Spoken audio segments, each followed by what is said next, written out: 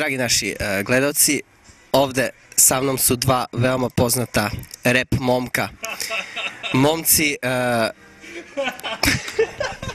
kada rokamo sa nama, tebi znam da nikad nije dosadno i zato vozimo, a zvučimo posebno. Po gradu samo za vas ovo ide globalno, dok sranja rolamo.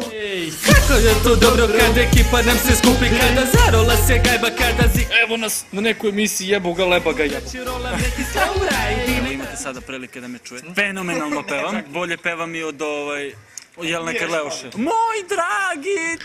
Koje si godište? Molim, 96, oh my god, ali ne bih te ni tuđim kurcem kresao. Koje si godište? Molim, 96, oh my god, lol, ne bih te ni tuđim kurcem kresao. Godine sam izbacio par hitova, koje stvarno su odlično prošle, da sam očekivao što nekih... Za ručak. I nemoj da mi pričaš ti o ulici ništa. Koliko se ti dugo baviš nama?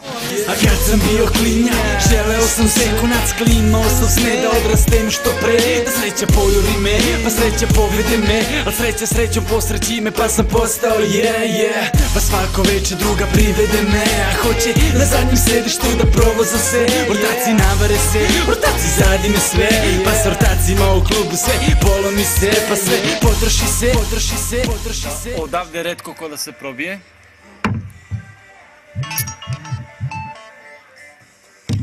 Strašno, brate. Pa pre 15 minuta. Pre 15 minuta dođem ja, vidim Šoleta. Brate, ti ovo, ono, šta? Pa reku ja, ovo isto, ono, šta ovo? Kako preko tako je?